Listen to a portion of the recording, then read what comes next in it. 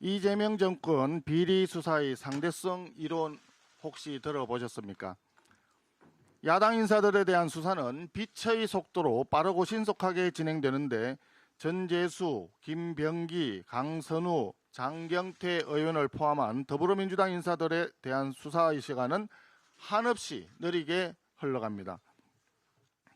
김경 서울시 의원의 녹취 파일 120여 개가 담긴 황금 PC가 발견되었습니다.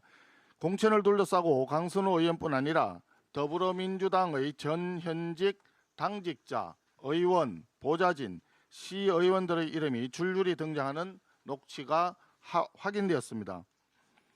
지금까지 드러난 것은 빙산의 일각에 불과하며 더불어민주당 공천 시스템은 뇌물과 인맥으로 좌우되는 부패 시스템이라고 하는 확실한 물증입니다. 그럼에도 불구하고 더불어민주당이 공천 뇌물 특검을 회피하겠다는 것은 다가오는 6.3 지방선거도 뇌물 공천하겠다라고 하는 선언으로밖에 볼 수 없습니다. 공천 뇌물 특검 거부는 곧 검은 돈 단절 거부, 정치개혁 거부입니다. 더불어민주당은 현명한 대한민국 국민들을 우롱하는 꼼수 부리지 말고 공천 뇌물 특검과 통일교 특검, 쌍특검을 즉각 수용하기 바랍니다. 이재명 정권의 언론과 표현의 자유에 대한 위협과 억압이 위험 수위를 넘고 있습니다. 지난 20일 국무회의에서 이재명 대통령은 대장동 사건 항소 포기에 비판적인 종편 보도를 두고 중립성과 공익성에 문제가 없는지 따져봐야 한다고 공개적으로 언급했습니다.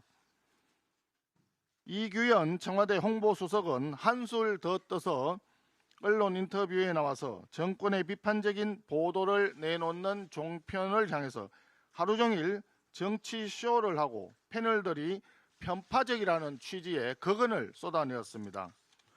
이 같은 이재명 정권의 왜곡 편향된 언론 인식이 그대로 반영된 것이 더불어민주당이 밀어붙인 이른바 언론 입틀막 법입니다. 정권을 비판하면 편파 보도로 낙인 찍어서 징벌적 손해배상으로 입을 틀어막겠다는 발상에 대해서는 국제사회의 우려도 커지고 있습니다. 국제언론인협회는 법의 시행 중단을 공식적으로 촉구했고 미국 국무부는 정치적 목적의 표현의 자유 제한은 용납할 수 없다면서 언론 입틀막을 겨냥한 발언을 내어놓았습니다. 오는 7월 이 법이 시행되면 글로벌 플랫폼 규제를 이유로 한미 통상 문제로 비화할 가능성도 매우 큽니다. 언론을 정권 나팔수 노릇시키려고 하는 이재명 대통령의 공개적인 압박, 청와대 홍보수석의 노골적인 위협, 다수 여당의 입법 폭주가 맞물린 위험한 언론 탄압 3박자의 질주를 즉시 멈춰야 합니다. 이재명 대통령과 더불어민주당은 대한민국의 언론의 자유에 대한 국제사회의 우려와 경고를 엄중히 받아들이고 언론 자유를 위협하는 언론 입틀막법을 즉각 철회할 것을 강력히 촉구합니다. 한 가지만 더 말씀드리겠습니다.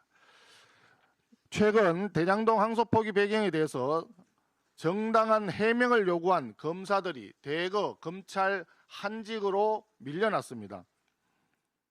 그뿐만이 아닙니다. 이 정권 들어서 대장동, 백현동, 위정교사죄, 대북 송금 등 이재명 대통령 범죄 사건, 문재인 대통령 일가, 그리고 더불어민주당 전당대회 돈봉투 사건 수사한 검사들까지도 모두 싹 다 좌천당했습니다.